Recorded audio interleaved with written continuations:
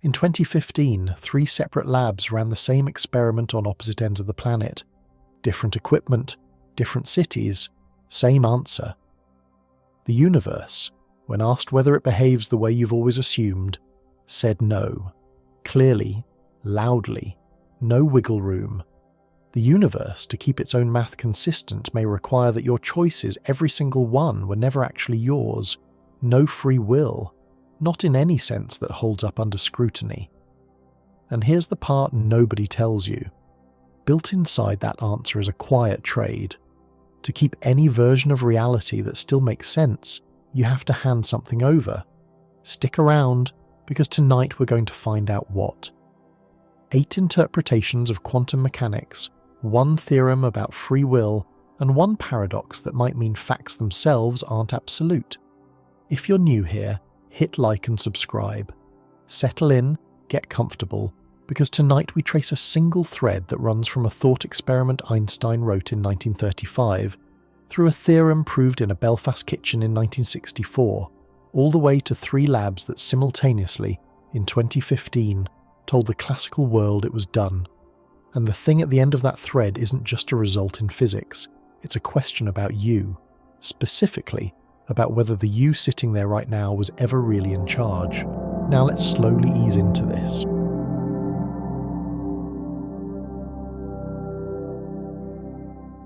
Part 1. The clean break. The year is 2015, and in 3 separate laboratories on opposite sides of the world, physicists are preparing to close the last door.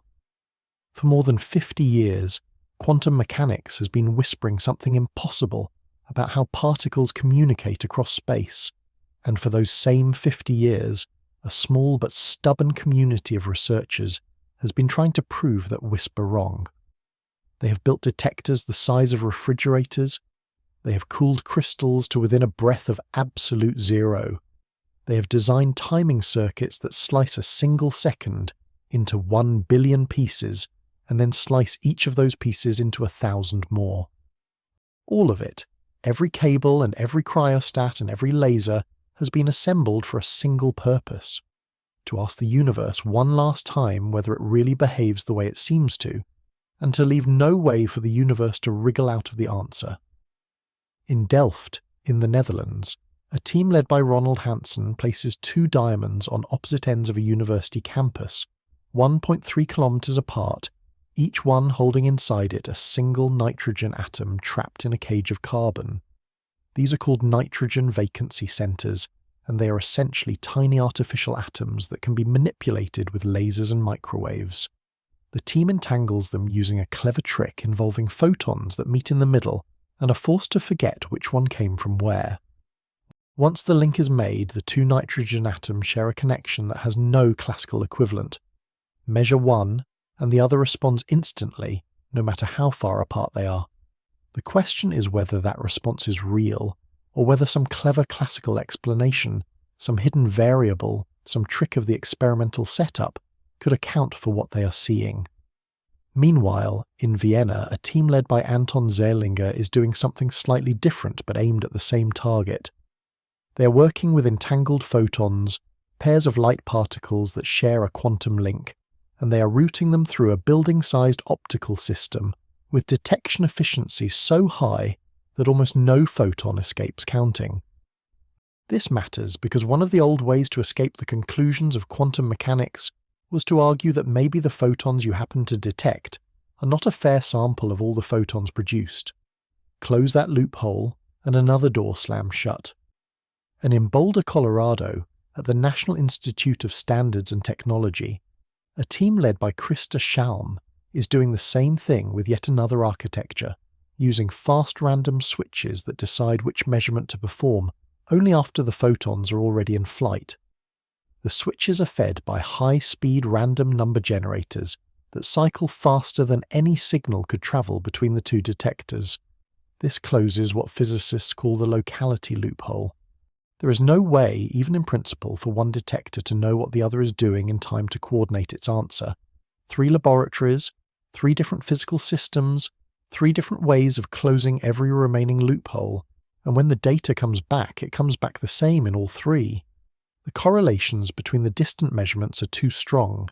They exceed the bound that any classical theory, any theory that respects the three simple assumptions we're about to walk through, could ever produce. The violation is not subtle. It is not statistical noise. It sits many standard deviations above the classical limit, and it holds up under every check anyone can throw at it. You might be tempted to ask, so what? So some photons in a basement laboratory did something weird. The universe is full of weird things. Why should this one particular oddity require us to dismantle the way we understand reality? And the answer is this. The Bell test is not a test of photons. It is a test of assumptions. It is a logical constraint proven by an Irish physicist named John Stuart Bell in 1964 that applies to any theory of the world at all, whether or not that theory uses quantum mechanics. Bell showed, with mathematics so clean that it has never been successfully challenged, that any theory which holds on to three very reasonable-sounding assumptions must produce correlations that stay below a specific numerical bound. The three assumptions are these: that things have properties even when nobody is looking at them, that nothing travels faster than light, and that the experimenter is free to choose what to measure in a way that is not secretly correlated with what the particles are about to do. Three assumptions so intuitive that most people do not even realize they are making them, and the experiment says at least one of them has to go. This is not a philosophical interpretation. It is not a matter of taste.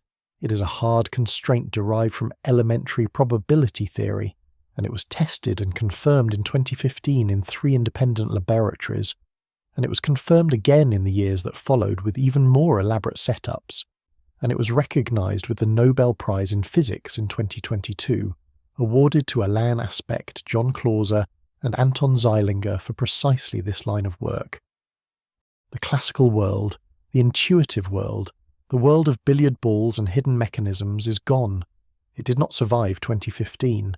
We just have not all fully admitted it yet, and here is where the trade begins to reveal itself.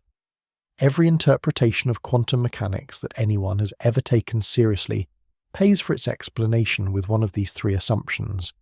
There is no free lunch. You want to keep a single objective reality that everyone agrees on? Fine.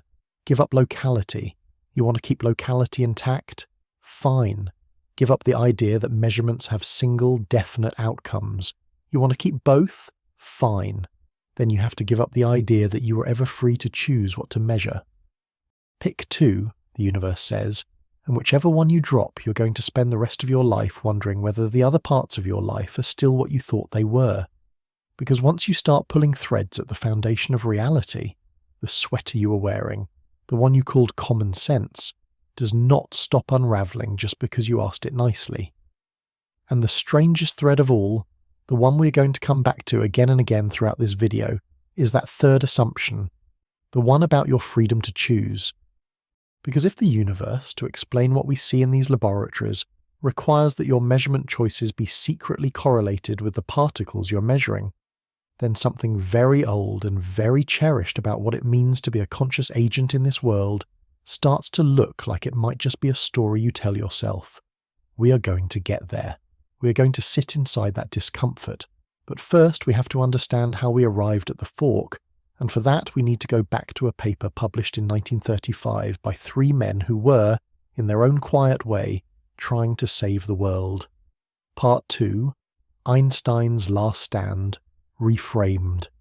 You know Albert Einstein. Everybody knows Einstein. But the Einstein of the popular imagination, the wild-haired sage with his tongue out, is not really the Einstein who wrote the paper we are about to discuss. The Einstein of 1935 was a man in his mid-50s, working at the Institute for Advanced Study in Princeton, and he was watching the field of physics he had helped create drift into territory he found deeply, philosophically disturbing. Along with 2 younger colleagues, Boris Podolsky and Nathan Rosen, he wrote a paper with a very ordinary-looking title, Can Quantum Mechanical Description of Physical Reality be Considered Complete? And that paper, which came to be known simply as EPR, after the initials of its authors, was not really an attack on the mathematics of quantum mechanics. The math worked.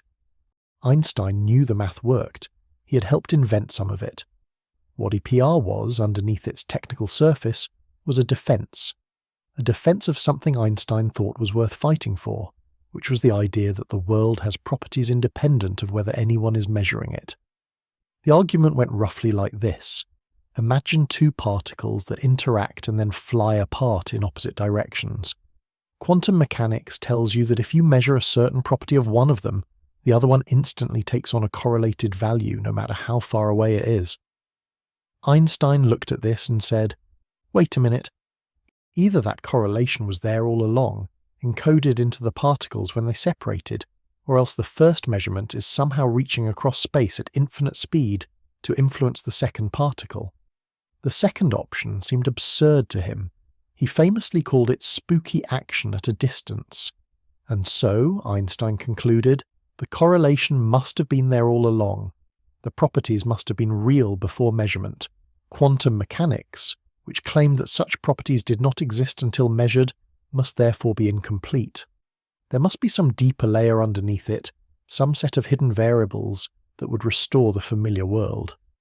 Now, when you read EPR today, it is easy to see it as a historical curiosity, a famous physicist being stubborn in the face of new physics. But that is not quite fair to Einstein. What he was really defending was not just a theory. He was defending the possibility of a world that human reasoning could make sense of, a world where things are what they are, independent of observation, a world where cause precedes effect, a world where, when you look away from the moon, it is still there. He was not objecting to the mathematics. He was objecting to a picture of reality in which the observer is somehow woven into the fabric of what is observed, and in which distant events can be linked by something that is neither force nor signal nor any mechanism we have language for. And here, gently, we need to reframe what Einstein was doing, because it connects directly to the trade we are tracking. Einstein was trying to hold on to all three pillars at once: locality, realism, and the independence of the observer from the observed. He was trying to preserve the whole package. He did not yet know, and could not have known, that within 30 years a quiet Irish physicist at CERN would prove, on purely logical grounds, that holding all three at once was impossible, that the universe, if it behaved the way quantum mechanics said it did, would force you to drop at least one. EPR was the last great defense of the intuitive worldview, written by a man who did not yet realize that the defense was mathematically doomed. And the doom was coming. It just had not arrived yet. Part 3. Bell's Trap. John Stewart. Bell was born in Belfast in 1928, the son of a horse dealer, and by the time he arrived at CERN, the European Organisation for Nuclear Research, in the early 1960s, he had developed a habit of asking questions about quantum mechanics that most of his colleagues considered a waste of time. The prevailing attitude in physics at the time was something like, shut up and calculate. The math works. Predictions come out right. Why worry about what it means? But Bell worried. He worried because he had read the EPR paper, and he had read the rebuttal that Niels Bohr had written, and he thought Bohr's rebuttal was not particularly convincing. He thought Einstein had a point. He thought that maybe there was room for a deeper theory underneath quantum mechanics, a theory with hidden variables that would restore the kind of world Einstein wanted, and he set out to prove it. What he found instead, in 1964, was the opposite.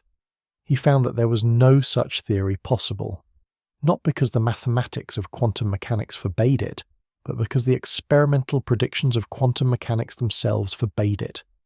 If quantum mechanics was right about what would happen in certain carefully designed experiments, then no local hidden variable theory could ever reproduce those predictions, not even in principle, not even with infinite cleverness. The constraint was logical, not empirical, and the constraint came to be called Bell's theorem. The theorem, when you strip away the formalism, says something very simple. Suppose you have two particles, prepared together and then separated.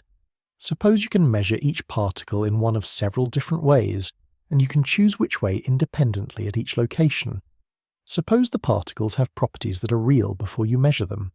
Suppose no signal can travel faster than light between your two measurement stations. And suppose your choice of what to measure is genuinely free, in the sense that it is not secretly determined by whatever is about to happen at the particles.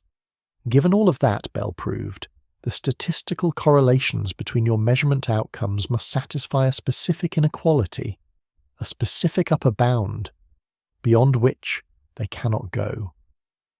This inequality was later refined by 4 other physicists, John Clauser, Michael Horn, Abner Shimoni, and Richard Holt, into what is called the CH-SH inequality, and that is the form most often tested today. You do not need to know the math to understand the structure.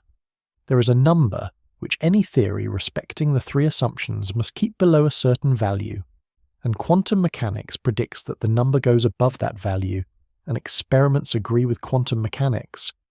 The classical bound is 2. The quantum bound, the so-called Sirelson bound, is 2 times the square root of 2, which is about 2.8. And the experiments consistently find violations in that upper range. The classical ceiling is breached, not by a little, but by a lot, and not occasionally, but reliably. This is what makes Bell's theorem so profoundly disturbing. It is not a claim about quantum mechanics specifically. It is a claim about any theory at all that respects those 3 assumptions. If you want locality, and realism, and free measurement choice, then the number has to stay below 2. Period. And the number does not stay below 2, so one of those 3 has to go. And here is where John Bell himself had a moment, late in his life, of considering what the escape routes might be. One of them, the one that keeps both locality and realism intact, is called superdeterminism, and it works by denying the 3rd assumption. It says that your measurement choices are not actually independent of the particles you are measuring, that there is a hidden correlation between what you choose and what is there to be measured. Bell considered this possibility, and he wrote about it, and he found it deeply unsettling. In one of his last papers he wrote that this kind of explanation, while logically possible, seemed to dissolve the very foundations of scientific inquiry. Because if your choices are not free from what you are measuring, then the whole idea of doing an experiment, of intervening in nature to learn its laws, becomes suspect. Bell himself did not live to see the loophole-free experiments. He died in 1990 of a stroke at the age of 62. But the framework he built has outlived him by decades, and every year it becomes more clear that the framework was right. The inequality he derived is not a mathematical curiosity. It is a sharp, unbending constraint on what the world can be like, and the world, as it turns out, refuses to stay on the classical side of that constraint. Pick 2, the universe says. That is the phrase we are going to carry with us through the rest of this video. Pick 2. Because you cannot have all 3. Locality, realism, free choice. The experiments have been done. The data is in. One of them has to go. And which one you give up, as we are going to see, determines not just your physics, but your entire relationship to the idea of what it means to be a person making decisions in a physical world. Because if you pick the wrong one to discard, you might discover that the person you thought was doing the choosing was never really there to begin with. Part 4. The universe gets a vote. Let us go back to those 3 laboratories. Let us actually stand inside them for a moment. Because the story of how the loopholes were closed is one of the most remarkable experimental achievements of the 21st century, and it deserves to be told properly, especially because of what it means for the trade we are tracking. In Delft, the nitrogen vacancy experiment was a 6-year project. The team, led by Ronald Hansen, Bas Hensen, and their colleagues, published their results in the journal Nature in October of 2015. To understand what they did, you have to imagine 2 diamonds, each one about the size of a grain of rice, sitting in 2 different university buildings 1.3 kilometers apart. Inside each diamond is a defect in the crystal lattice, a place where a nitrogen atom has taken the place of a carbon atom, and the carbon next to it is missing. That combination creates what is effectively a tiny trapped magnetic spin, a little compass needle that can be flipped and read out using microwaves and green laser light. And because these spins are held inside solid diamond, they can be controlled with extraordinary precision. The clever part is how the two distant spins got entangled. The team flashed each diamond with a laser pulse that caused its nitrogen vacancy to emit a photon whose polarization was correlated with the spin of the nitrogen. Those two photons were then routed through fiber optic cables to a central location exactly halfway between the two labs, where they met at a beam splitter. When both photons were detected at exactly the right times, it meant that their distinguishability had been erased, and the two distant nitrogen spins had become entangled with each other. It did not happen every try. In fact, it happened very rarely, only a few times per hour. But when it did happen, the team immediately performed measurements on both spins using randomly chosen settings, and the measurements were completed so quickly and the spins were so far apart that no light-speed signal could have passed between them during the measurement itself. The data came back after 245 successful entanglement events, which, by the standards of quantum optics, is a tiny, tiny sample. But it was enough. The CHSH value they measured was 2.42, well above the classical bound of 2, with a statistical confidence that ruled out local hidden variables at better than 96% certainty.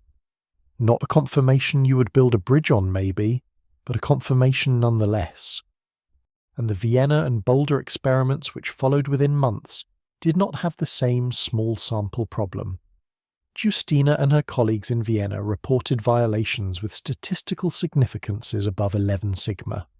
Schaum and his team in Boulder reported violations at above 7 sigma. These are numbers that, in particle physics, would be called discoveries. These are numbers you do not argue with. And remember what we are tracking. We are tracking the trade. Every one of these violations is the universe, in effect, casting a vote against the classical world, a vote against the package Einstein was trying to protect, a vote that tells you, unambiguously and without wiggle room, that at least one of the 3 assumptions you grew up with about how the world works is not true. Pick 2. That is what the vote is saying. Pick 2. And we're going to have to sit with that for the rest of our lives because it is not going away, and it is not getting softer, and the experiments keep coming in stronger, not weaker, as the years go by. After 2015, the experiments did not stop. They got more interesting. One of the most striking is called the Big Bell test, which was performed in 2016 and published in 2018. The question the experimenters were asking was this: what if the random number generators we use to decide measurement settings are somehow themselves correlated with the particles we are measuring? What if, in other words, the freedom of choice loophole is only partially closed? So they decided to use human beings instead. More than 100,000 volunteers playing a video game online generated random bits by their gameplay choices. Those bits were then used in real time to steer the measurement settings at 12 separate laboratories around the world. The results were the same: Bell violations, clean and sharp, with human-generated randomness replacing machine-generated randomness. The idea was to make the measurement choices as close to genuinely free as humanly possible. And then, to push even further, there are the cosmic Bell tests. In 2017, a team including Anton Zeilinger and David Kaiser and Alan Guth designed an experiment in which the measurement settings were determined not by random number generators in the laboratory, and not by human button presses, but by the colour of light arriving from distant quasars. Quasars are extraordinarily bright galactic cores, powered by supermassive black holes at the centres of galaxies billions of light-years away. The light from those quasars was emitted billions of years ago, long before the Earth even existed.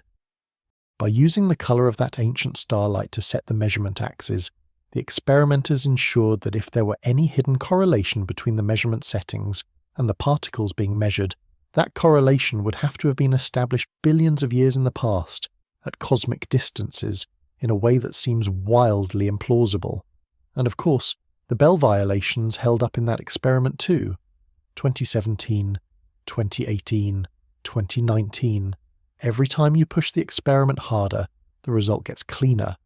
So when the Nobel Committee announced in October of 2022 that the physics prize would go to Alan Aspect, John Clauser, and Anton Zeilinger for their experimental work on entangled photons, establishing the violation of Bell inequalities and pioneering quantum information science, it was not really news to anyone in the field. It was a formal acknowledgement that something had been settled experimentally, settled at cosmic scales, settled with human randomness, settled at the level of technology that would let you build a quantum internet if you wanted to. Local realism, the package Einstein had tried to save, is not a viable model of the world. Full stop. The universe gets a vote, and the universe has voted. But here is what that vote does not tell you. It does not tell you which of the three assumptions to drop. That is not something experiments can decide. That is something physicists and philosophers have to argue about, using the remaining tools they have, which are logic, consistency, parsimony, and something much harder to name, which is a kind of aesthetic sense of which sacrifices feel livable and which do not. And the argument is not over.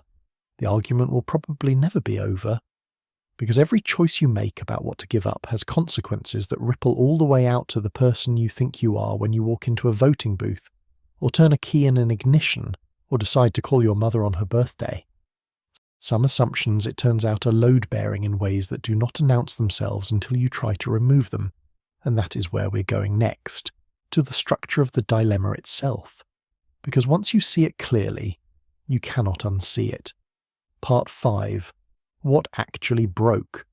Let us slow down and look carefully at the logical structure of what Bell's theorem is actually telling us, because this is the single most important hinge in the entire discussion, and it is also the point where most of the confusion in popular explanations begins. It is very easy to rush past it and treat it as just another result in quantum physics, but it is not that. It is a structural constraint on what any possible physical theory of reality is allowed to look like, regardless of whether that theory is quantum, classical, deterministic, stochastic, or something we have not yet imagined. Bell's theorem is not an interpretation of quantum mechanics, it is not a philosophical stance, and it is not a proposed mechanism for how the world works. It is a mathematical statement about what is possible in any theory that tries to reproduce the statistical structure of physical experiments. It takes the form of a constraint. If you assume certain very natural-seeming features about reality, then there is a strict upper limit on the strength of correlations that distant measurement outcomes can exhibit. That limit is not arbitrary, and it is not adjustable. It is derived from the internal logic of those assumptions themselves. What makes this so powerful is what happens when you compare that theoretical limit to what actual experiments show. Over decades, and especially in the modern loophole-free era of Bell tests, experiments consistently violate that bound. Not slightly, not marginally, but in a statistically robust and repeatedly confirmed way. And once you combine those two facts, the mathematical bound and the experimental violation, you are left with something very unusual in physics. You're left with a forced logical disjunction, a situation where at least one of the starting assumptions must be false. There is no escape route where all assumptions remain intact. There is no clever reinterpretation that preserves every intuition simultaneously. The structure of the argument does not allow it. You can choose which assumption to abandon, and that choice becomes the foundation of an interpretation of quantum mechanics. But you cannot avoid making the choice.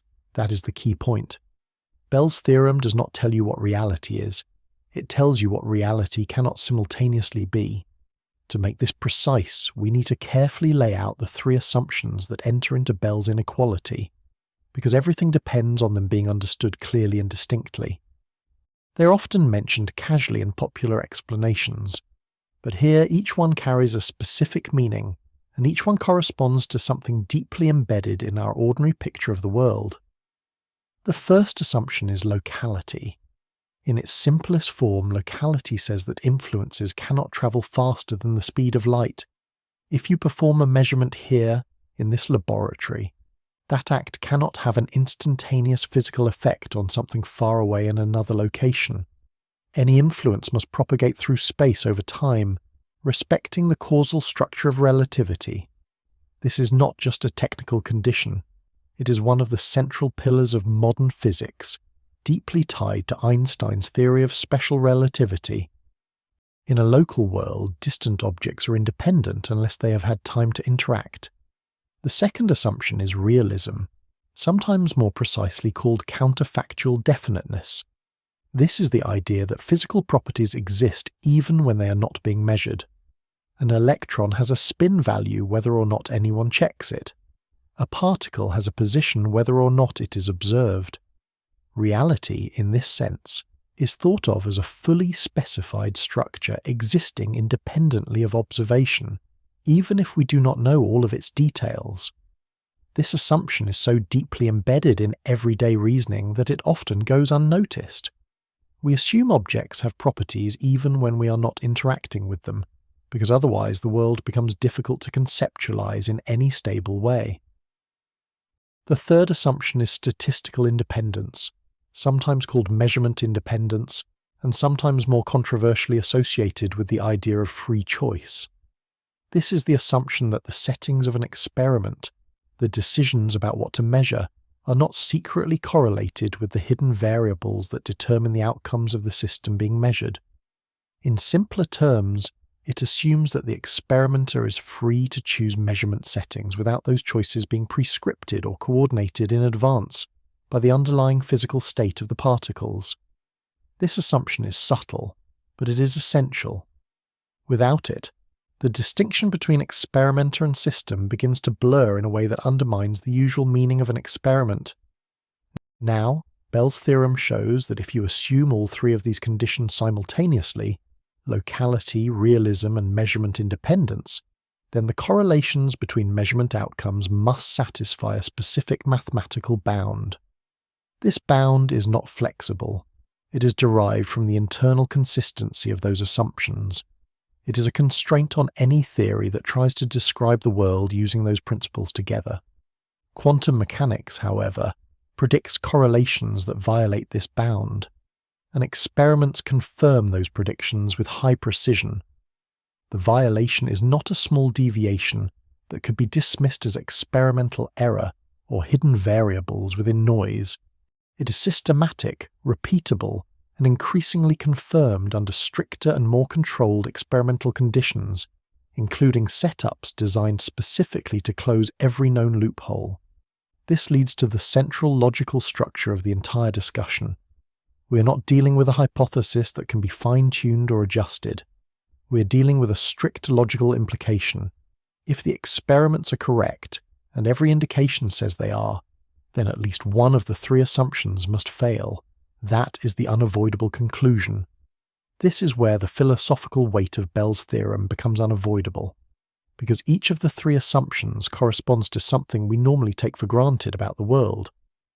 Locality corresponds to our intuition that distant objects are independent unless connected through causal influence. Realism corresponds to our intuition that the world exists with definite properties regardless of observation. Measurement independence corresponds to our intuition that we can meaningfully perform experiments without those experiments being secretly constrained by the very systems we're trying to study. So what Bell's theorem does, in effect, is force a decision about which of these intuitions we are willing to abandon. And this is where the deeper structure of quantum interpretations begins to emerge. Every interpretation of quantum mechanics is, at its core, a carefully chosen strategy for deciding which assumption to sacrifice while keeping the others intact. This is why the landscape of interpretations is so diverse and why it refuses to converge into a single consensus. It is not because physicists disagree about the mathematics. The mathematics is extremely precise and universally accepted. The disagreement arises because the mathematics does not tell you which assumption to abandon. It only tells you that one of them must go, and different interpretations are defined by different choices about that sacrifice. Once you see this clearly, the rest of the interpretive landscape becomes easier to understand. Copenhagen-style approaches tend to relax realism, treating the wave function as a tool for predicting observations rather than a literal description of underlying reality. Many worlds keeps realism and locality at the level of the wave function's evolution, but gives up the idea of a single, unique outcome. Bohmian mechanics preserves realism by assigning definite positions to particles, but does so at the cost of locality, introducing a non-local guiding structure that connects distant parts of the universe instantaneously. And more radical proposals, such as superdeterminism, preserve both locality and realism by giving up measurement independence entirely, suggesting that what we think of as free experimental choice is itself part of a larger deterministic structure, stretching back to the initial conditions of the universe. Each of these moves is mathematically consistent. None of them contradicts the experimental data. And this is where the situation becomes genuinely unusual in the history of science, because instead of converging toward a single explanatory framework, the theory space branches into multiple, internally consistent, but mutually incompatible pictures of reality. The data does not distinguish between them, it only constrains their structure. So what Bell's theorem ultimately leaves us with is not a single resolved picture of reality, but a tightly constrained space of possible realities, each one requiring a different kind of philosophical sacrifice. The universe does not tell us which story is correct. It only tells us that no story can include everything we once assumed was obvious. And this is where the deeper thread begins to emerge. Because one of those assumptions, measurement independence, is directly tied to the idea of experimental freedom. The idea that when we choose what to measure, that choice is not already encoded in the physical state of the system. And once that assumption is placed on the table, the question of free will stops being purely philosophical and starts becoming entangled with the structure of physical law itself. Bell's theorem, in that sense, is not just about particles or correlations or even the foundations of quantum mechanics. It is about the limits of what it means for a choice to be independent in a physically consistent universe. And once you see it that way, the discomfort it produces becomes easier to understand. Because what it quietly suggests is that the thing we call choosing may not be something that sits outside the physical system at all.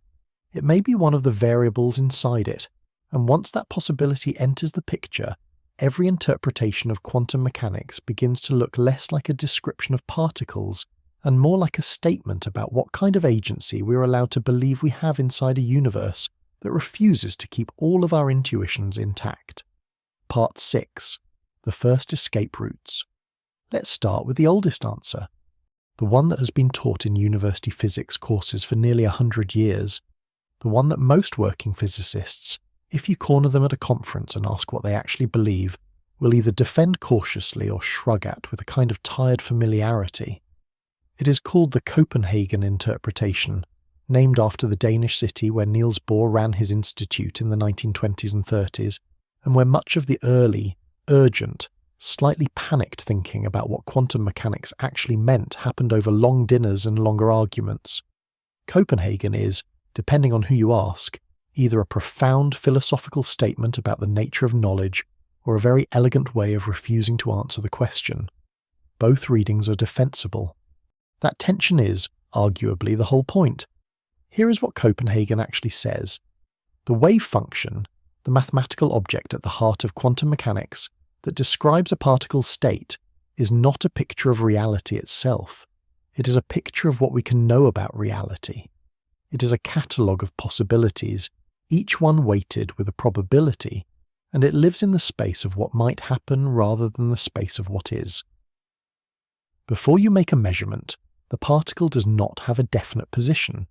It does not have a definite spin. It does not have a definite momentum in any absolute sense. Those properties are not hiding somewhere, waiting to be revealed. They simply do not exist as definite values.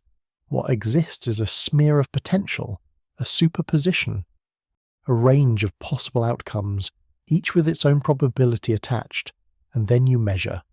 And the act of measurement, the moment of interaction between the quantum system and whatever device you're using to probe it, is the moment when one of those possibilities becomes actual. The wave function collapses. The outcome is born. The measurement does not reveal what was already there. The measurement creates what is there. Einstein hated this. And I do not mean hated it the way you hate a parking ticket.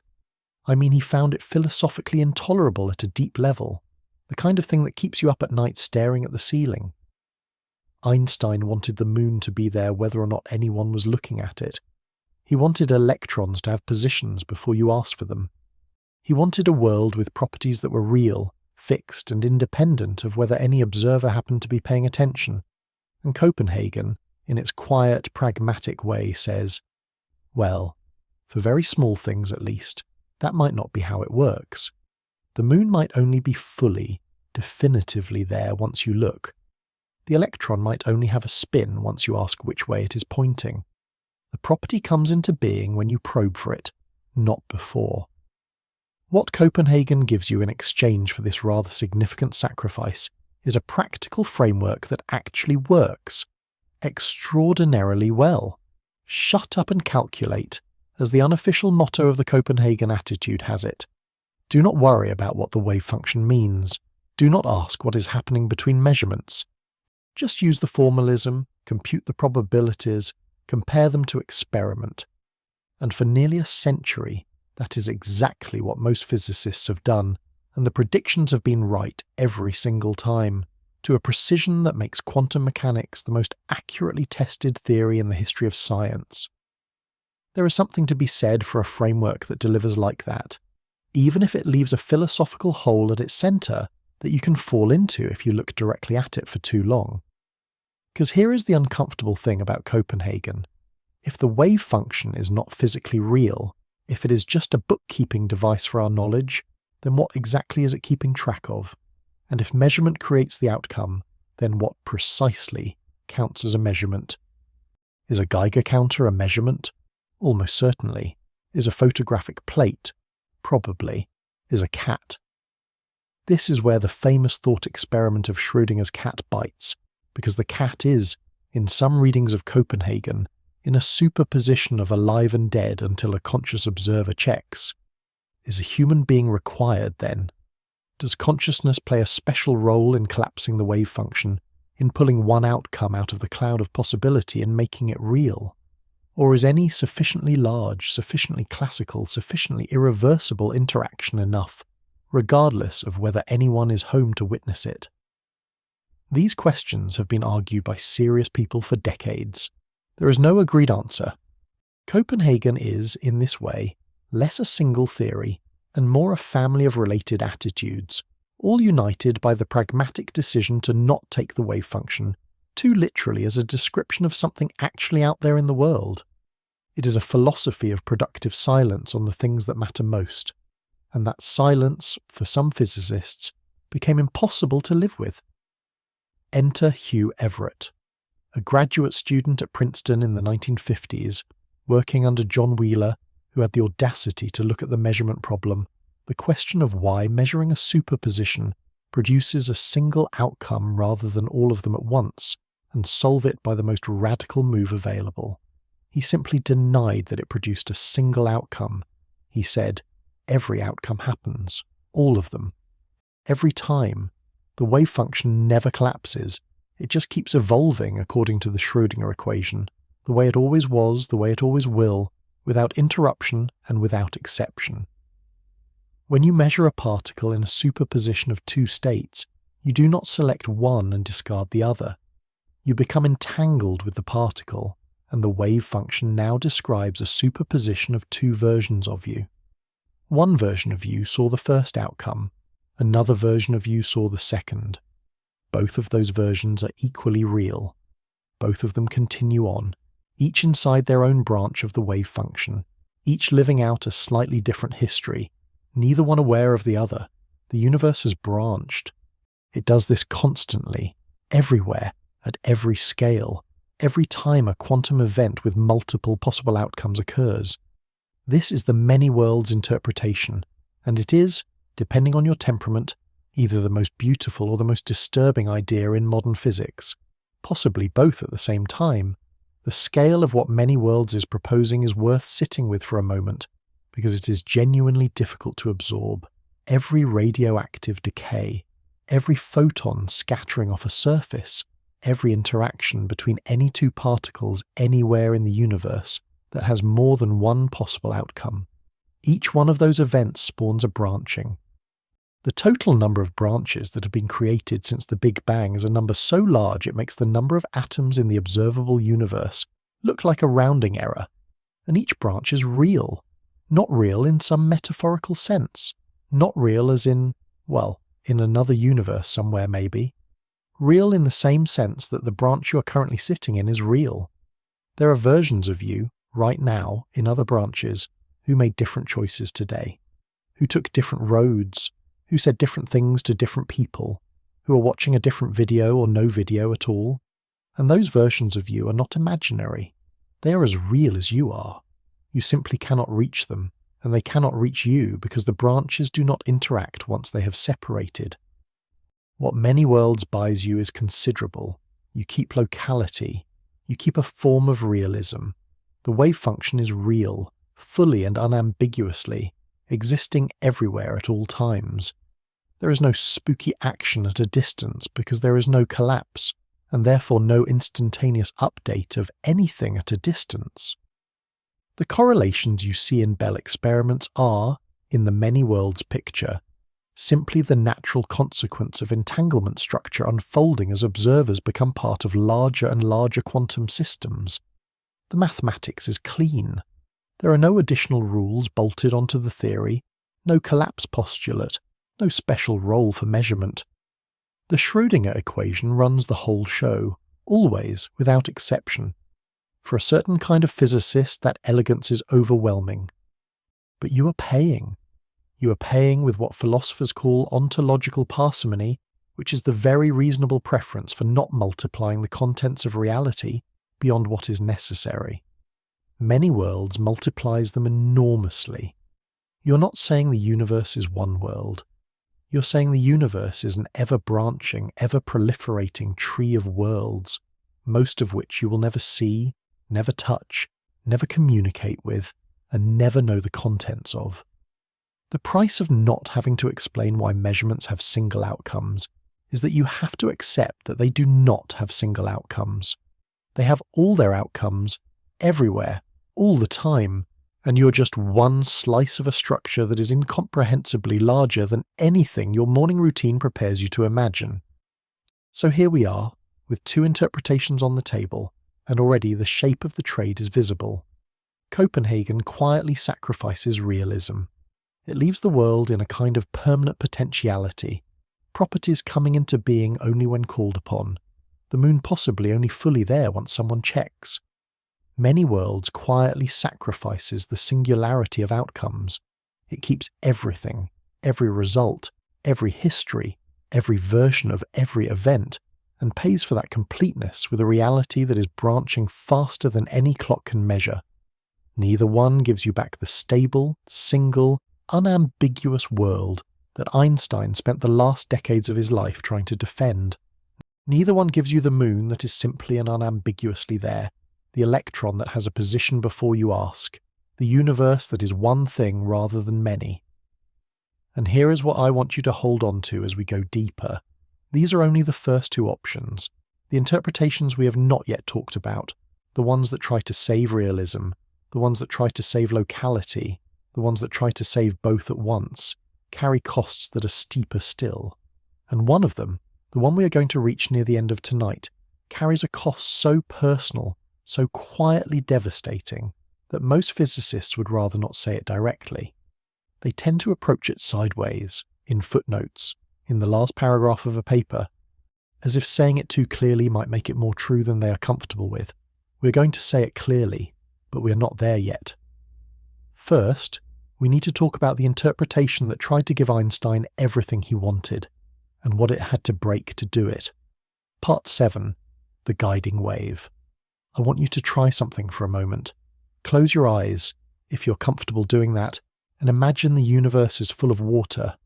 Not literal water, not the kind that fills oceans and clouds and the inside of your cells, but something that behaves like water in the ways that matter. A medium, a fabric, something that flows and ripples and responds, that extends across all of space and, in a deeper sense, across all of the possible configurations that space could be in. a kind of cosmic current that is always moving, always adjusting, always carrying information about the state of everything everywhere. And now imagine that floating inside this medium are particles, real particles, little points of definite, specific, located matter, each one with a position that is always fixed, always somewhere specific, carried along by the flow the way a leaf is carried by a river. The leaf does not choose where it goes. The leaf does not negotiate with the current. The leaf goes where the water takes it. But the leaf is real. Its position is real. At every moment, the leaf is somewhere, and that somewhere is not a probability. It is a fact. That image, that picture of a universe made of a guiding flow, and the real particles it carries, is not a metaphor I invented for this video. It is, in rough outline, the actual content of one of the most carefully developed and least talked about interpretations of quantum mechanics in existence. It was first sketched by Louis de Broglie, a French physicist, at a conference in Brussels in 1927, in front of an audience that included Einstein and Bohr and most of the founding generation of quantum theory. De Broglie stood up and said, essentially, what if the wave is real, and what if it guides the particles, and what if the whole apparent mystery of quantum indeterminacy is just the consequence of us not knowing exactly where the particles are rather than the particles not being anywhere? The room was not impressed. Pauli raised an objection. De Broglie, somewhat defeated, let the idea go. It sat in the drawer for 25 years, and then David Bohm found it. Bohm was an American physicist working in the early 1950s, a man whose career had been derailed by McCarthyism and who had ended up in Brazil, and who, from that distance, decided to sit down and actually work out in full detail what de Broglie had only sketched. What he produced in 1952 was a complete, mathematically rigorous, fully predictive version of quantum mechanics, in which every particle always has a definite position, always follows a definite trajectory, and where the mysterious quantum behavior we observe, the interference patterns, the apparent randomness, the correlations across distance, all of it emerges naturally from the behavior of a real physical field that guides the particles. He called this field the quantum potential. Most people now call it the pilot wave. The theory itself goes by several names: de Broglie-Bohm theory, Bohmian mechanics, pilot wave theory. The name depends on who is speaking and how much credit they want to assign to which man. The physics is the same regardless. Here is what Bohmian mechanics actually says, laid out as plainly as I can manage. Every particle in the universe, every electron, every photon, every quark, has a definite position at every moment in time, not a smear of probability, not a superposition of possible locations, a specific, actual, this is where it is position. The particle is always somewhere, and that somewhere is not chosen randomly when you measure it. The measurement reveals it. It was always there. You just did not know where. The thing that determines where the particle goes, what trajectory it follows through space and time, is the pilot wave. The pilot wave is a real physical field, described by exactly the same Schrödinger equation that quantum mechanics has always used, except that in Bohm's picture, the equation is not a bookkeeping device for probabilities.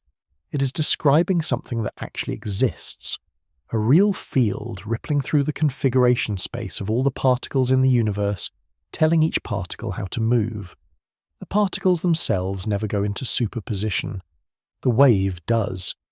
When a particle approaches a double slit, it is the wave that passes through both slits and interferes with itself on the other side. The particle goes through one slit, always, as a definite object at a definite location. But the wave that guides it has already threaded through both, and the interference pattern in the wave shapes the probability distribution of where the particle ends up. This is why the interference pattern appears in the data even though each particle, individually, went through one slit. The particle followed the wave. The wave knew about both slits. The result looks quantum. It is quantum. But the particle was never in two places at once. It was always somewhere specific. It just went where the wave told it to. And here is what this gives back to you. It gives back realism, full, clean, uncompromised realism. The moon is there whether you look at it or not. The electron has a position before you ask. Properties are not created by measurement. They exist independently of whether anyone is measuring them. Einstein wanted this. He spent the last 20 years of his life insisting that this had to be possible, that there had to be a way to describe quantum particles as having real properties in the absence of observation. Bohmian mechanics gives it to him. In Bohm's universe, the measuring device does not create the outcome. It finds it. It was there the whole time. The cost, and there is always a cost, is locality. The pilot wave that guides every particle is not a local field. It does not update based only on what is happening nearby. It depends at every moment on the positions of every other particle in the universe, all of them, simultaneously. If two particles are entangled and you change something about one of them, the pilot wave responds everywhere at once, instantaneously, with no light speed delay. The wave is a single, unified, globally connected structure, and it carries information about the whole configuration of the cosmos in every one of its ripples. This is, by the standards of Einstein's relativity, completely illegal. Relativity says nothing can influence anything else faster than light. Bohmian mechanics says the pilot wave does exactly that, constantly as a matter of course. And here is the important nuance, the thing that keeps Bohmian mechanics from being simply dismissed as a violation of relativity. The non-locality of the pilot wave, fast as it is, cannot be used to send a signal. You cannot use the instantaneous update of the wave to transmit information from one place to another faster than light. The reason is subtle, but genuine. The measurement statistics, the probabilities you observe when you run experiments, come out exactly the same as standard quantum mechanics predicts. You cannot tell, from your local data alone, that anything non-local is happening. The non-locality is real, but it is hidden behind a veil of statistical outcomes that look perfectly local. This is not a coincidence. It is a deep feature of how the theory is constructed.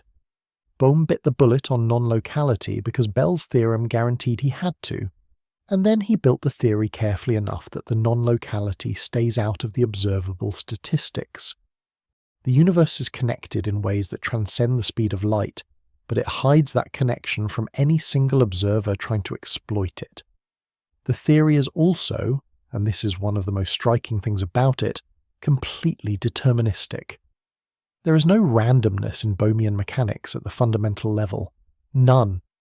If you knew, with perfect precision, the initial positions of every particle in the universe at the moment of the Big Bang, along with the initial wave function, you could in principle calculate every position of every particle at every moment of time from then until now, and beyond. Every thought you have ever had, every word you have ever spoken, every movement of every finger across every keyboard, every heartbeat, every neuron firing in every brain that has ever existed. All of it locked in, determined. A vast, intricate cosmic computation running itself out from initial conditions that were set before the first stars ignited. The randomness we observe, the apparent unpredictability of quantum measurements, is in this picture not fundamental. It is practical. It arises because we do not know, and cannot know, the exact positions of all the particles. We know the wave function, but the particle positions are hidden from us, which is why they are sometimes called hidden variables. It is the same kind of randomness as a coin flip. The coin flip is not fundamentally random. It is deterministic mechanics we cannot track precisely enough to predict. Quantum randomness, in Bohm's picture, is the same thing at a deeper level. Ignorance dressed up as indeterminacy. And now, here is where it gets personal. If Bohmian mechanics is the correct description of the universe, then what does that say about you? About the choices you made today? About the decision you're making right now about whether to keep watching? Your brain is made of particles. Those particles are following trajectories determined by the pilot wave. The pilot wave was shaped by the initial conditions of the universe, which means that every thought you have ever had, every preference you have ever felt, Every moment of what felt like deliberation was encoded in the starting state of the cosmos before the Earth existed. You feel free. The feeling is genuine. It is a real experience. But the feeling is the surface of something much older and much more fixed than you can see from the inside. The pilot wave is not consulting you. It already knew what you were going to do. It has always known. You're not steering. You're being carried. This is, depending on your temperament, either deeply unsettling or strangely comforting. Some people who take Bohmian mechanics seriously find it liberating in an unexpected way. The world is real. Things have properties.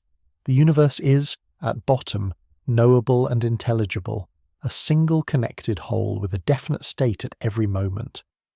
There is something almost reassuring about a universe that is fully real and fully determined rather than a universe made of probabilities and collapses and branching histories. You give up the authorship of your choices, but you get back a world that is actually something rather than a smear of potential, waiting for an observer. Some people find that trade acceptable. Some people find it devastating. Most people, if they are honest, find it a little of both.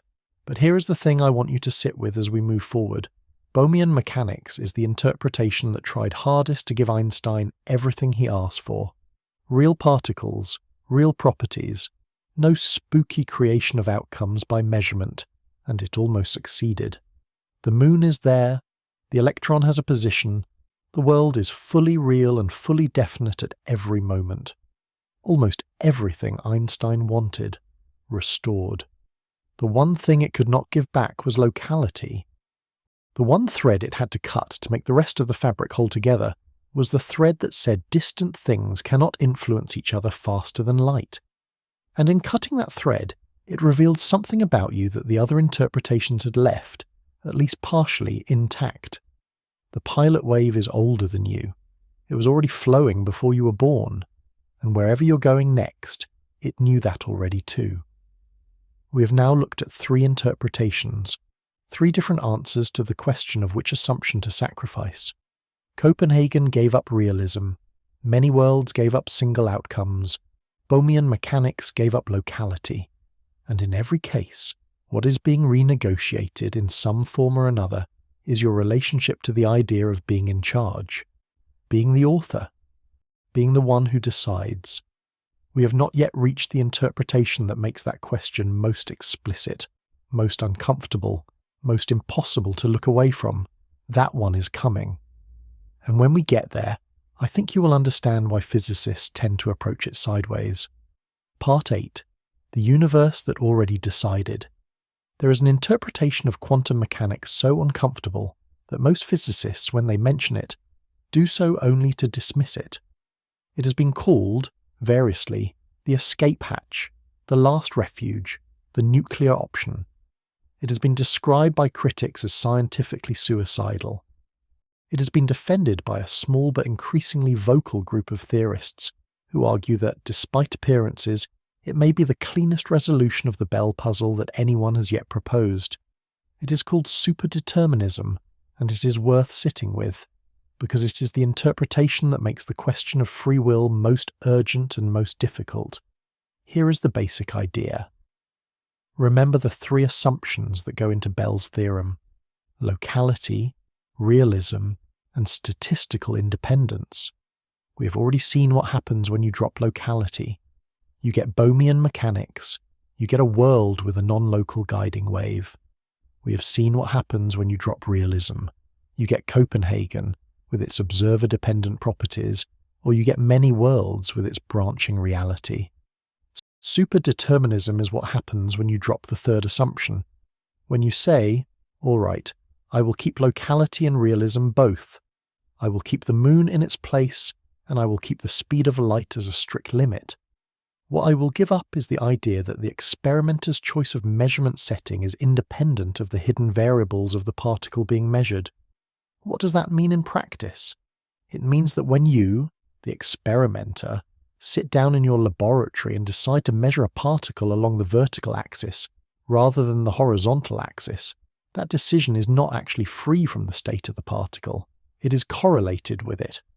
Not because the particle is sending you a signal, not because you are being manipulated, but because, going back to some earlier cause, perhaps all the way back to the Big Bang itself, your choice and the particles' hidden variables share a common history. They were shaped, jointly, by the initial conditions of the universe. When you appear to choose the vertical axis, you are always going to choose it, and the particle was always going to be in a state that produces the correlation we observe. The apparent freedom of your measurement choice is an illusion generated by the complexity of the causal web connecting everything. This sounds, on the surface, like a conspiracy theory, like the universe is rigging the dice behind our backs, and critics of superdeterminism often call it exactly that. They point out that if your measurement choices are correlated with what you are measuring, then the whole logical structure of experimental science starts to wobble. If you cannot trust that the experimenter is free from the system under study, then what is an experiment exactly? Is it still a test? Is it still informative? Or is it just the universe showing you a preordained pattern that you are not, in any meaningful sense, probing? And yet, a small number of physicists take this objection less seriously than the standard view does. Gerard 't Hooft, the Dutch theorist who shared the Nobel Prize in Physics in 1999 for his work on the electro-weak interaction, has spent decades developing a version of superdeterminism based on what he calls cellular automaton interpretations of quantum mechanics. In his picture, the universe is, at the deepest level, a vast deterministic computation running on a discrete lattice of cells, and quantum mechanics emerges as an effective statistical description of that computation. The correlations we observe in Bell experiments are, in this picture, artifacts of the underlying deterministic dynamics. No non-locality required, no wave function collapse required. Just very, very complicated initial conditions. More recently, the German theoretical physicist Sabine Hossenfelder and the climate scientist and physicist Tim Palmer have been making arguments for superdeterminism that treat the measurement independence assumption not as a sacred pillar of science, but as a questionable idealization, one that we accept because it is convenient rather than because we have good reason to believe it. Palmer has proposed a framework called the invariant set hypothesis, in which the universe's state is constrained to lie on a specific fractal subset of all possible states, and the constraints that define this set automatically produce correlations between measurement choices and measured systems, without any need for faster-than-light signaling or hidden collapse.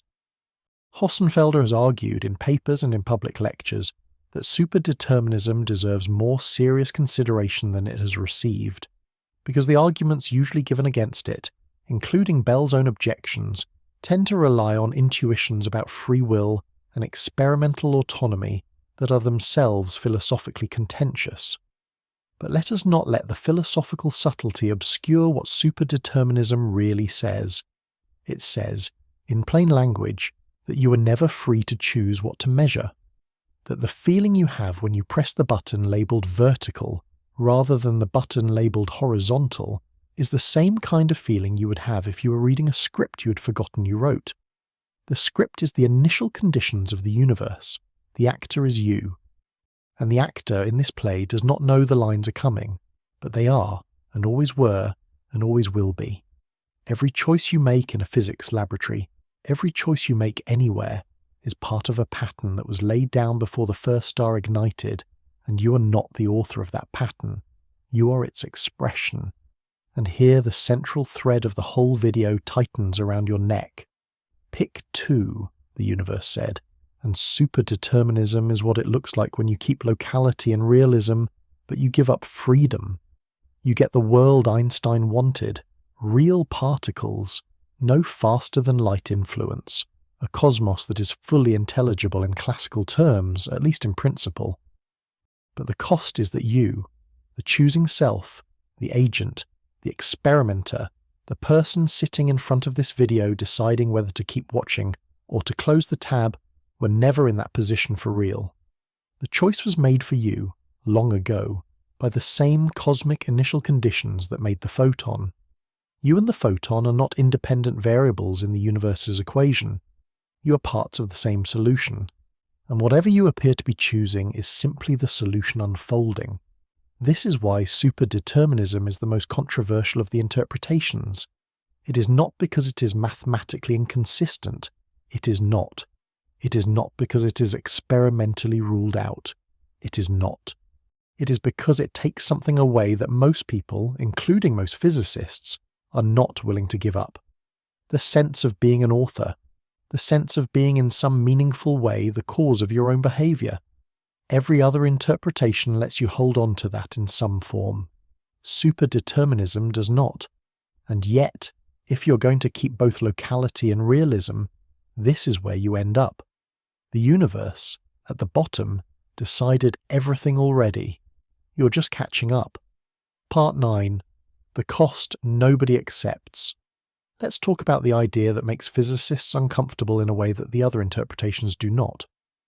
Not uncomfortable the way many worlds is uncomfortable, where you have to accept that reality is branching into parallel copies of itself every microsecond. Not uncomfortable the way Bohmian mechanics is uncomfortable, where you have to accept that the universe is secretly non-local, and your choices are determined by a wave function that predates the solar system. Those are strange, yes, those ask a lot of you. But they leave something intact. They leave the scientific enterprise standing. They leave the experimenter in the room as a genuine participant, a real probe, a person who is actually doing something when they run a test. The interpretation we are about to discuss does not leave that standing. It takes the experimenter out of the room entirely. It says the probe was never independent of the system it was probing, and it says this not as a philosophical aside, not as a metaphor, but as a precise, technical, logically necessary consequence of keeping the two things it keeps. This is superdeterminism, and the reason it is the most contested idea in the foundations of quantum mechanics is not that it is wrong. It is that, if it is right, the word science starts doing different work than you thought it was doing. To understand why superdeterminism is so corrosive, you have to go back to the structure of Bell's theorem one more time.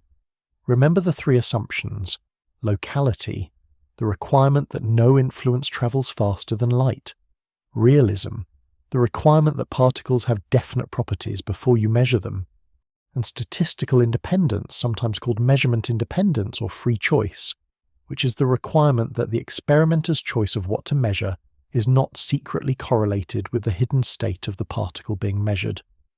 Bell proved that any theory holding all three produces correlations that stay below a specific numerical bound. The experiments blow past that bound. So one of the three has to go. Copenhagen drops realism. Bohmian mechanics drops locality. Superdeterminism drops the third one. It says that your measurement choice and the particle's hidden state are correlated, not because the particle is sending you a signal, not because anyone is manipulating you, but because you and the particle share a common causal history that stretches all the way back to the initial conditions of the universe. When you reach for the button labelled vertical rather than the button labelled horizontal, that reaching was always going to happen, and the particle was always going to be in a state that, combined with that choice, produces exactly the correlations we observe. The apparent violation of Bell's inequality is not evidence of non-locality or the absence of hidden variables. It is evidence of a deep, pre-established correlation between every experimenter and every system they have ever studied. A correlation baked into the Big Bang itself. Now. Before I explain why this bothers people so profoundly, let me be clear about what superdeterminism is not. It is not a conspiracy theory in the conventional sense. No one is rigging the experiment from outside. No hidden agent is coordinating the particles and the experimenters behind the scenes. The correlation is not malicious. It is structural. It is the natural consequence of a universe that is, at its deepest level, a single, fully deterministic system, in which everything that happens, including everything you think you are choosing, is the unfolding of initial conditions. The experimenter is not being deceived. The experimenter is part of the system, always was, and the measurement, rather than being an intervention from outside, is part of the system's own evolution. You're not probing the universe. You're the universe probing itself in a way that was always going to produce the results you got. This is where the discomfort starts. Because science, as a methodology, as a practice, as an enterprise, is built on a specific assumption that superdeterminism directly denies. The assumption is that the experimenter is, in some meaningful sense, separable from the system under study. You turn a knob, the system responds. You turn the knob differently, the system responds differently. You compare the responses. You draw conclusions about the relationship between inputs and outputs. This is the basic logic of every experiment ever run, from Galileo dropping weights off a building to the Bell tests in Delft and Vienna.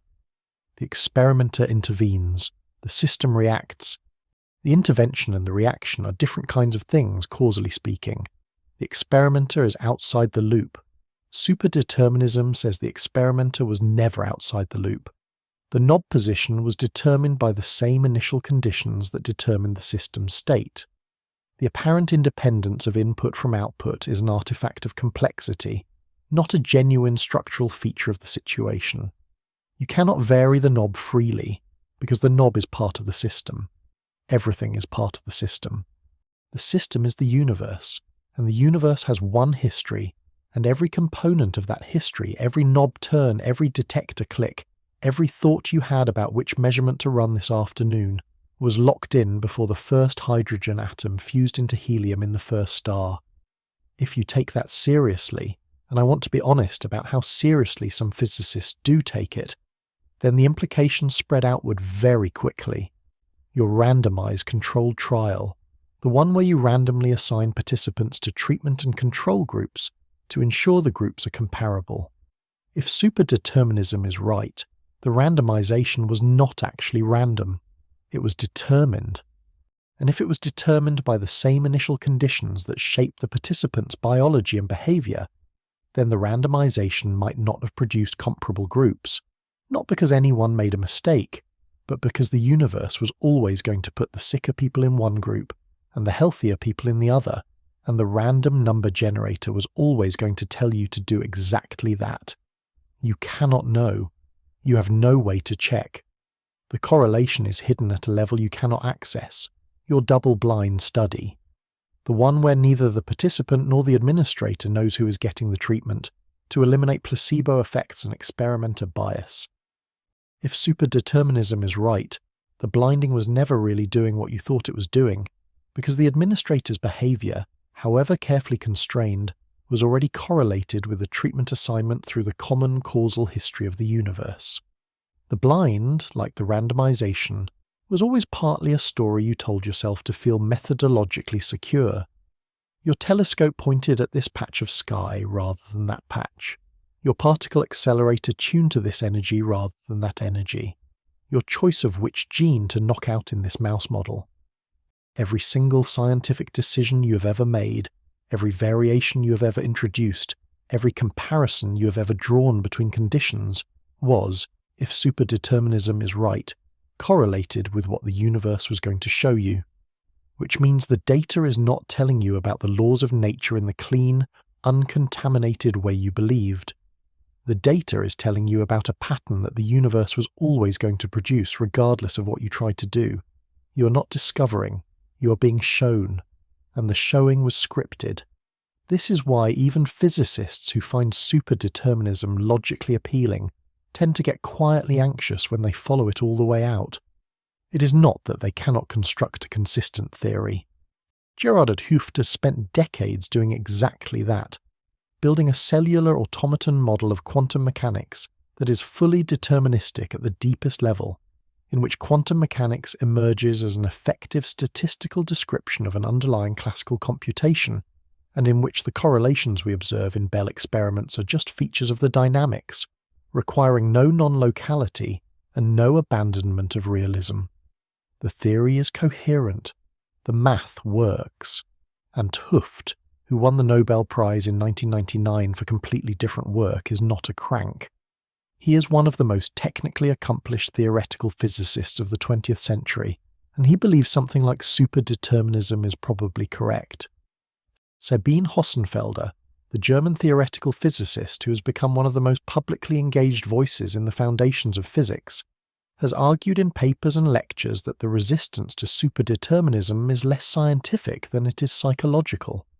She points out that the usual argument against it, which is that it makes science impossible, is not actually a proof that it is wrong. It is an argument from consequences. We do not like what it implies, therefore it must not be true. But the universe is not obligated to arrange itself for our methodological convenience. If superdeterminism is the correct description of reality, then that is what reality is, regardless of how uncomfortable it makes us feel about our experiments. Hossenfelder has also argued that the measurement independence assumption, the one superdeterminism denies, is not something we have ever directly tested. We assume it because the alternative seems too corrosive to contemplate. But assuming something because the alternative is uncomfortable is not the same as having evidence for it. Tim Palmer, the British climate physicist and theorist, has developed a specific version of superdeterminism called the invariant set hypothesis, in which the universe's trajectory through its space of possible states is constrained to a specific fractal subset, a strange attractor of cosmic dynamics, and the constraints that define this subset naturally produce correlations between measurement choices and measured systems without any need for faster-than-light influence. In Palmer's picture, the apparent freedom of the experimenter is real in a practical, everyday sense, but at a deeper level of description, it is constrained by the geometry of the universe's allowed states in a way that produces exactly the correlations Bell's theorem requires. It is a mathematically specific, physically motivated proposal. It is not hand-waving, and it leads, inevitably, to the same conclusion as all other versions of superdeterminism. The experimenter was never free from what they were measuring, and now we arrive at what I think is the real heart of why superdeterminism is so difficult to sit with. Not the methodological problem, not the corrosion of experimental logic. Those are serious, but they are in a way practical concerns. The deeper problem is personal. Because what superdeterminism is ultimately saying, when you follow it all the way down, is that you are never in a position to choose. Not in the physics laboratory, not anywhere. The feeling you have right now of deciding how to respond to what I am saying, the sense you carry through every waking hour of being the author of your own next move, is in a superdeterministic universe, a real experience attached to a false premise. You experience authorship. The authorship is not there. What is there is a very long, very intricate causal chain that was set in motion before the Earth formed, and you are a node in that chain, a complicated and self-aware node that generates the experience of choosing as part of its processing, but a node nonetheless. The choosing was the chain completing itself, not you completing anything. Other interpretations, as we have seen, also have implications for free will. Bohmian mechanics is deterministic. The pilot wave, in principle, determines everything. But Bohmian mechanics at least leaves you as a real thing in a real world, a configuration of particles following real trajectories, with real properties at every moment. The determinism is deep, but the reality is rich. Superdeterminism goes one step further, because it does not just say your choices were determined. It says your choices were correlated, in advance, with the systems you were going to study. It says you and the experiment were never independent variables. It says the distinction between you as observer and the world as observed, the distinction that makes the concept of inquiry possible, was never a clean distinction. You were always part of what you were looking at you back. This is the wall at the end of the hallway. This is what you find when you decide to keep both locality and realism, to insist that the moon is there and the speed of light is inviolable, and pay the price with measurement independence. The structure still stands. You can write the equations. You can match them to data. The formalism of quantum mechanics continues to function perfectly as a predictive tool. But the semantic content of what you're doing when you do science has shifted, quietly and completely. You're no longer an independent agent probing an external world and reporting back what you find. You're a component of the system, generating outputs that were always going to look exactly the way they look, because the universe never distinguished between you and the rest of itself in the first place. That is a hard thing to sit with.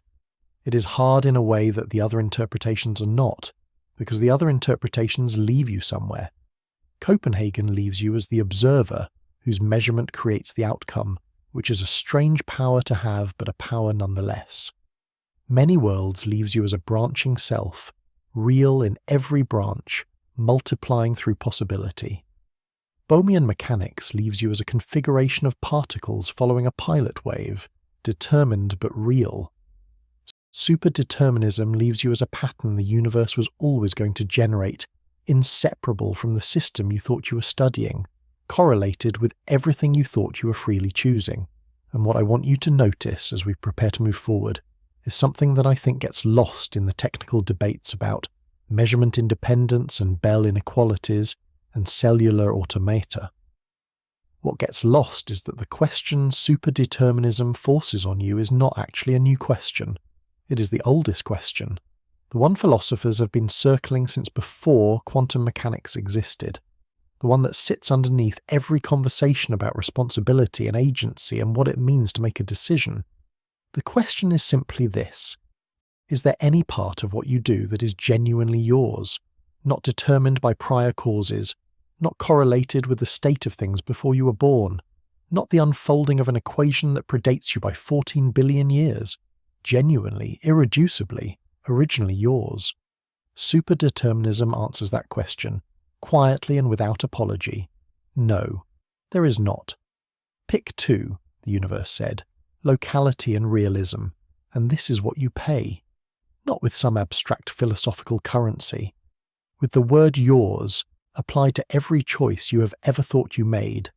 The whole idea of measuring, of asking, of probing, of inquiring becomes something that the universe was always going to do through you, whether you showed up for it or not. You are not the scientist. You are the instrument. And the experiment was always going to come out this way. The rest of the structure still stands. The equations still work. The predictions still match the data. The coffee still brews in the morning, but the person who brewed it was never quite the person they thought they were. And the morning was never quite the open space it felt like. It was a hallway, with a script on the wall, and your lines were already there before you arrived to read them. Part 10. If you're free, so is the electron. Before we get to how all of this ties together, there is one more strange and beautiful result we need to look at, because it directly addresses the question of what freedom even means in a quantum universe. It was proven in 2006 by two mathematicians at Princeton, John Conway and Simon Cochin, and they called it, with characteristic audaciousness, the free will theorem. It is one of the most philosophically provocative results in the last half-century of theoretical physics, and it deserves to be understood on its own terms, not because it tells you whether you have free will, but because of what it tells you about the relationship between your freedom and the freedom of the particles you're made of. Here is what the theorem says, in plain English. Suppose you accept three assumptions. The first is that there are two experimenters, far apart, who can each choose what measurement to perform on a particle, and their choices are free in the sense that they are not determined by anything in the past-like cone of the measurement. That is, nothing that has happened anywhere in the universe up to now forces them to make a particular choice. The second is that quantum mechanics gives correct predictions for the correlations between these measurements. The third is that information cannot travel faster than light. Given these three assumptions, Conway and Cochin proved, the response of the particle to the measurement also cannot be determined by anything in its past-like cone. In other words, the particle's behavior, like the experimenter's choice, is free in the same precise sense. If the experimenter is free, the particle is free. That is the punchline. Not free in the sense of having consciousness or intention, but free in the sense of not being a function of prior causes. Unpredictable from the past. New information entering the universe at the moment of measurement.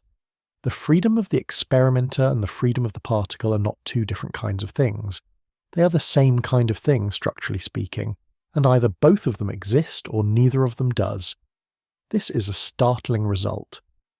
Startling because it takes the question of free will, which is usually treated as something that happens in human brains for philosophical or neurological reasons, and it shows that it is woven into the fabric of physics itself, at the smallest scales. If you believe you have freedom, in the specific sense of making choices that are not determined by your past, then you must also believe that the electrons in your hand have an analogous freedom. And if you deny the electrons that freedom, if you say their behavior is determined by hidden variables or by the state of the universe at the Big Bang, then by the logic of the theorem you have to deny your own freedom too. The two stand or fall together. Now there is a subtlety here, and it is worth spelling out carefully. The kind of freedom Conway and Cochin are talking about is not the rich, deliberative, morally weighted freedom that philosophers argue about when they debate whether you could have done otherwise in a life decision. It is something narrower and more technical. It is the absence of a functional dependence between past events and the outcome of a choice or a measurement. It is, in other words, a kind of irreducible unpredictability, a refusal of the present to be fully a function of the past. But even that narrow freedom, if it exists at all, is already enough to upend the standard materialist picture of a clockwork universe. Because in the clockwork picture, everything that happens now is the consequence of things that happened before. The free will theorem says that if quantum mechanics is correct, and if experimenters have even the barest minimum of freedom in their measurement choices, then the clockwork picture is wrong at the level of individual particles. Something new, something not determined by the past, is entering the world at every measurement event. And because measurements happen everywhere, all the time, not just in laboratories, that something new is entering the world constantly at every scale. This ties back to the central thread in a way that is worth pausing over. Remember, we are tracking the trade. Pick 2. Superdeterminism is what happens when you pick locality and realism and give up measurement independence. The free will theorem, in a sense, is what happens when you do the opposite. When you assume measurement independence, the experimenter's freedom, as a starting point, and follow the logical consequences through. What you get is a universe in which freedom, in a minimal but precise sense, is not a human special case but a pervasive feature of physical reality. Particles are free, humans are free, the freedoms are of the same kind. Either everybody has a little, or nobody has any. And this places the question of superdeterminism in a new light. Because if you take superdeterminism seriously, you're not just giving up your own freedom, you're giving up the freedom of the electrons. You're committing to a picture in which everything, all the way down, is unfolding from initial conditions. And if you reject superdeterminism, if you say no, measurement independence is real, then by Conway and Cochin you are committing to a picture in which freedom is everywhere, in the particles and in the people, and the hard problem becomes not how freedom can exist at all, but why anyone ever thought the universe was clockwork in the first place. This is the kind of result that makes you put the pencil down and stare at the ceiling for a while. Because it is not merely telling you something about quantum mechanics, it is telling you something about the structure of the concept you call freedom. And what it is telling you is that freedom is not the kind of thing that can be bolted onto a deterministic universe as an afterthought for humans. It is either built into the physics at the smallest scales, or it is not anywhere at all. And the trade-off we have been tracking between locality and realism and measurement independence is exactly the trade-off that decides which of those two worlds we live in. Part 11. When facts stop being absolute. If Bell's theorem tells you that something in the foundations of reality has to give, then the Frauchiger-Renner paradox tells you something even more unsettling. That even the idea of shared reality itself might not survive a fully consistent quantum description. And if Bell felt like a clean logical fork in the road, Frauchiger-Renner feels more like standing in a hallway, where every door opens into a different version of what happened, and none of them agree on who is allowed to be right. Let's slow this down, because the structure of the argument matters more than the drama around it. Frauchiger and Renner are not trying to be provocative in a philosophical sense. They are doing something much more precise, and in a way, more uncomfortable. They are taking standard quantum mechanics, applying it universally, and then refusing to let observers escape the same rules that govern electrons. No special status for minds, no special collapse mechanism for humans. Just quantum theory applied consistently to everything inside the universe, including the people doing the observing. That decision alone is where the tension begins to build. At the centre of the story is the Wigner's friend setup, originally proposed by Eugene Wigner in 1961. On the surface, it sounds almost like a philosophical puzzle dressed in lab coats. A friend goes into a sealed laboratory and performs a quantum measurement. Outside, Wigner treats the entire lab as a quantum system. Inside the lab, the friend experiences a definite outcome. Outside the lab, Wigner describes the friend and the measured system as a superposition of possibilities. So already there is a split perspective forming. Inside the room, there is a single outcome. Outside the room, there is a cloud of possibilities. Now, this is usually where people try to diffuse the tension by saying, well, that's just knowledge. The wave function is not reality, it's information. But Frauchiger and Renner do not allow that escape route, because they insist on pushing quantum mechanics into a regime where everyone is treated as a quantum system, including the observers who are reasoning about each other. And that is where the experiment becomes not just strange, but structurally explosive. Instead of one lab and one outside observer, they construct a nested system. Two separate labs, each containing a friend performing a quantum measurement. Outside each lab, a Wigner-like observer treats the entire lab as a quantum object. So now you have 4 agents in total, 2 inside observers and 2 outside observers. Each of them uses standard quantum mechanics to predict outcomes, and crucially, each of them also reasons logically about what the others must have observed.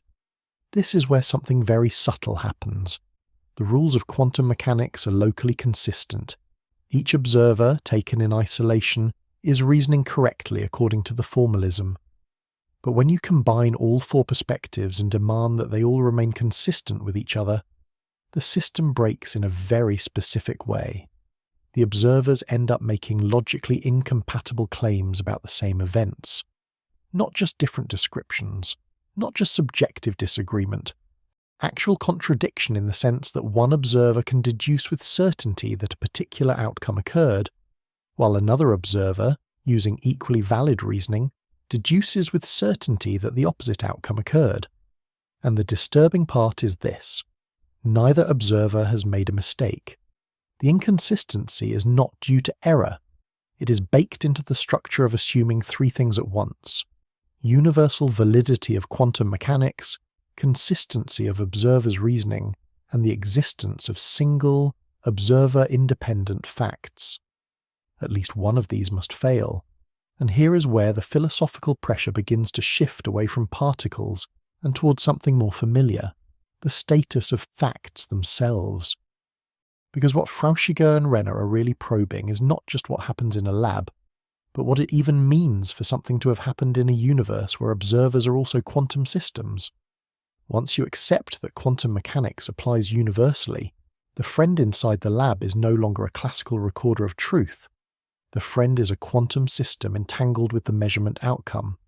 But then Wigner, outside the lab, is also a quantum system, and so is every higher-level observer reasoning about Wigner. The hierarchy never bottoms out into a classical layer where facts become real.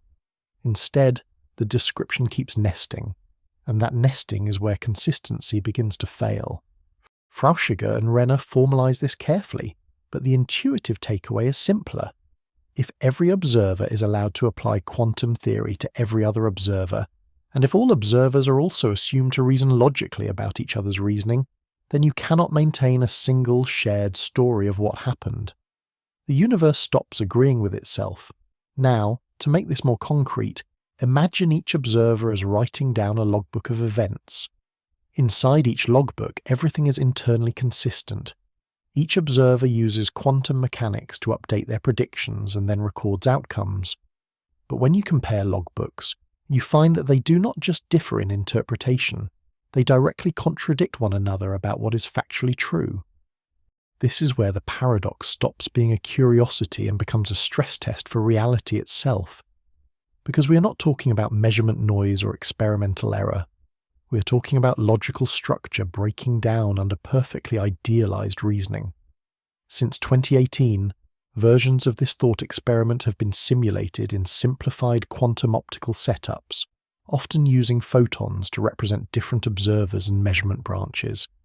These are not full physical realizations of conscious agents, of course, but they are designed to capture the logical structure of the paradox, and what they show is consistent with the theory.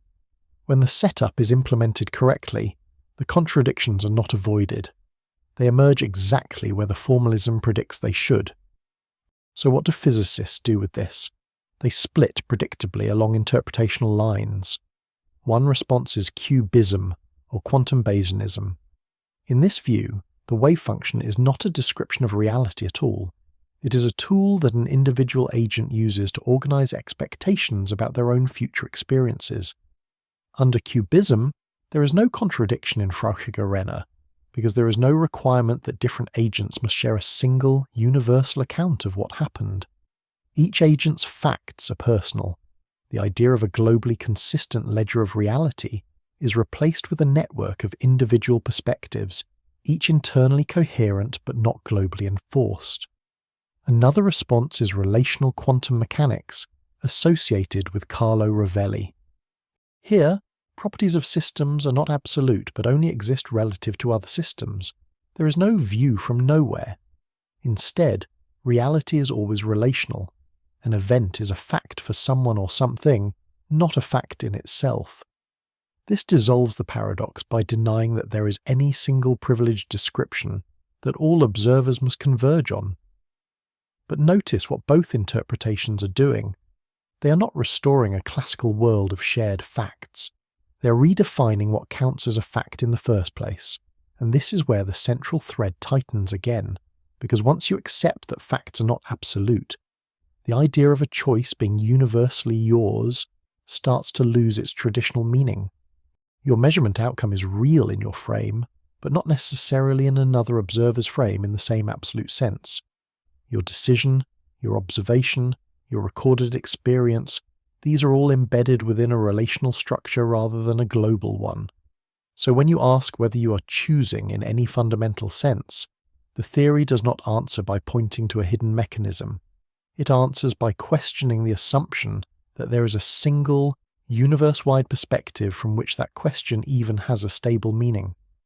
What remains is a kind of fragmentation, not chaos, but structured relativity of facts.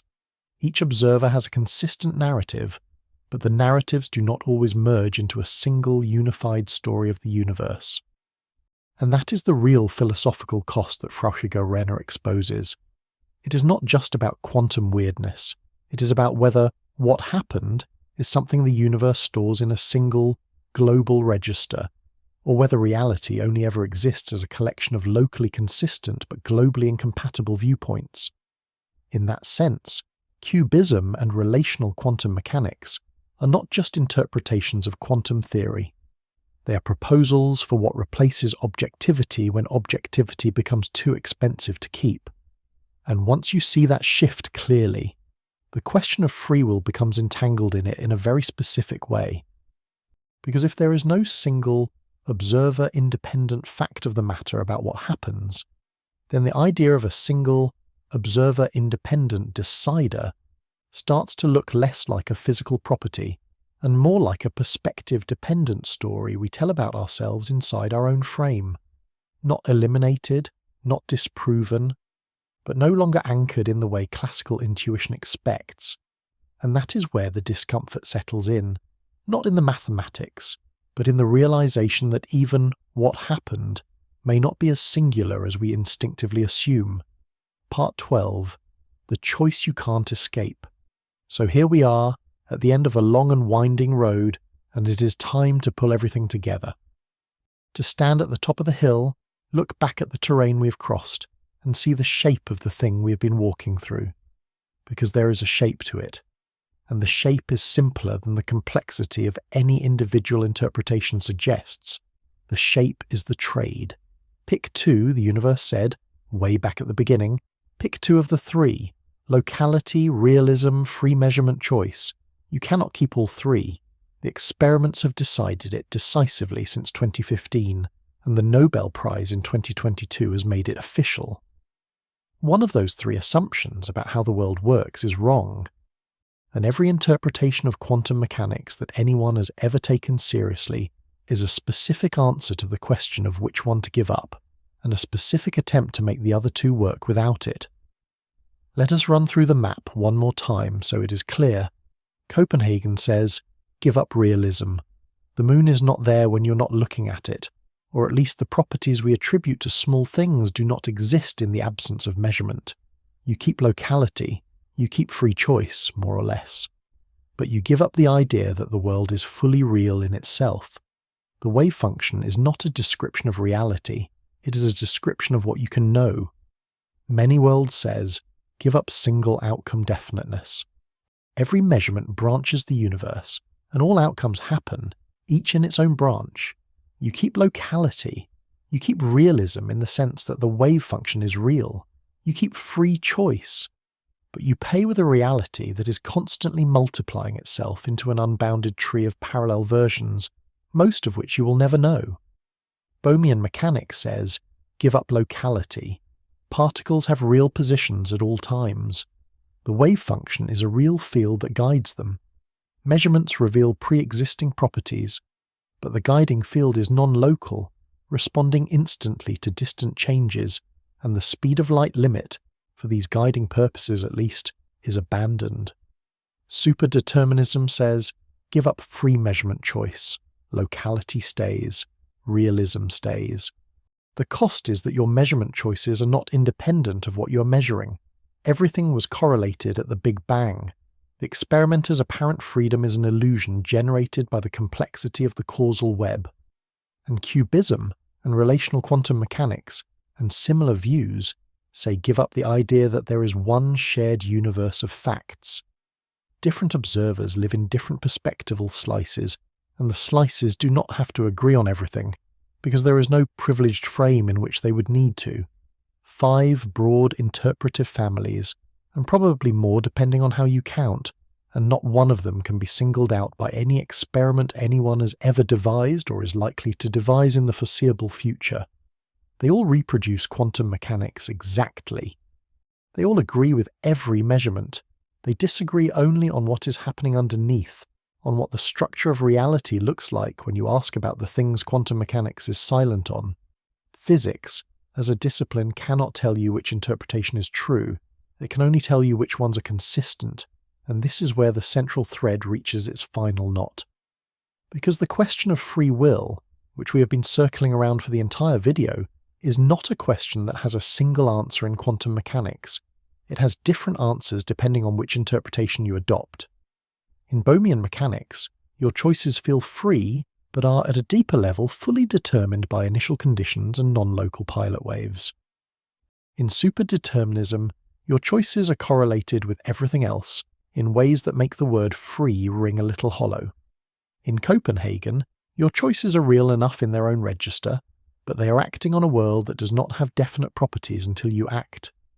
In many worlds, every choice you could make, you did make in some branch, and the sense of having chosen one rather than another is an artifact of which branch you happen to be experiencing. In cubism and relational views, your choices are yours in your frame, and the sense in which they are real beyond your frame is a question that the theory declines to answer. So the question is not, do you have free will?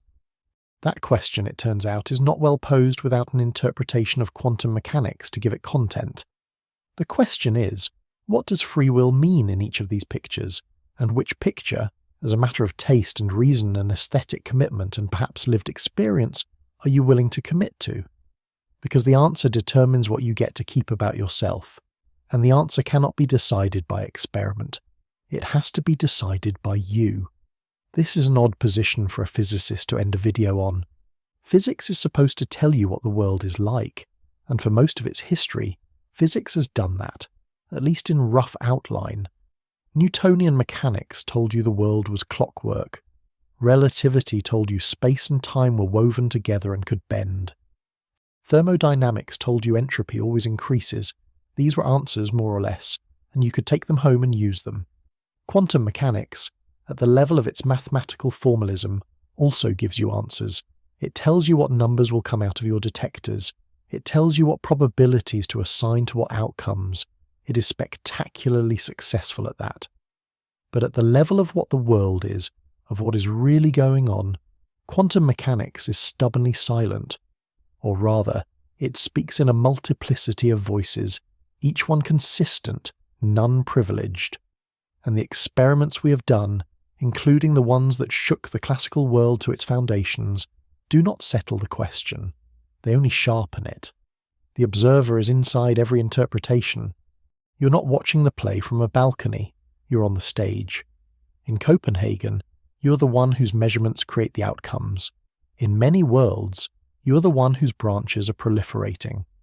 In Bohmian mechanics, you are the configuration of particles being guided by the wave. In superdeterminism, you are the event in the web, correlated with the rest. In cubism, you are the agent whose beliefs the wave function encodes. There is no neutral vantage. There is no place outside the picture from which to say, well, really, it is this one. The asking is itself a choice. The choosing is itself an act. And which version of reality you choose to believe in is, in the strangest of self-referential ways, the same kind of move that the universe forced on you at the top of the video when it said, pick two. You are still picking. You are picking now. You have been picking this whole time. And here is what I want to leave you with. Every morning for the rest of your life, you're going to wake up and move through a world that seems perfectly classical. The coffee will brew. The car will start. The words will come when you need them mostly. Your friends will remember the conversations you had, and you will remember theirs. The moon will be there when you look up, and it will not have moved to some unexpected corner of the sky just because a physicist measured a photon in Boulder. At the scale you live at, the old assumptions work. They were good enough to get us to the moon. They're good enough to land a plane and feed a family and write a poem about someone you love. But underneath it, at the scale where the photons actually live, something else is going on. Something that does not add up to the world your morning routine seems to take for granted. Something that, when you press on it hard enough with experiments like the ones in Delft and Vienna and Boulder, refuses to be the thing you thought it was. And what it is instead is not one thing. It is several possible things, each of which asks a different price from your store of assumptions. You can keep the world you grew up in, more or less, but only by handing over something you did not know you were carrying. Locality, realism, single outcomes, or the ability to say, with any kind of ultimate confidence, that when you chose to read this, when you chose to keep watching, when you chose not to turn away, you were the one doing the choosing. The experiments will not tell you which one to give up. The physicists will not tell you. Your intuition cannot tell you, because your intuition was shaped in a world that did not know about any of this. The only thing left at the end of the long corridor of evidence and interpretation is the choice you did not know you were making. The choice of which version of yourself you're willing to believe in. One where the moon is always there, but you're not quite who you thought you were. One where you're exactly who you thought you were, but the world is made of branching histories you cannot see.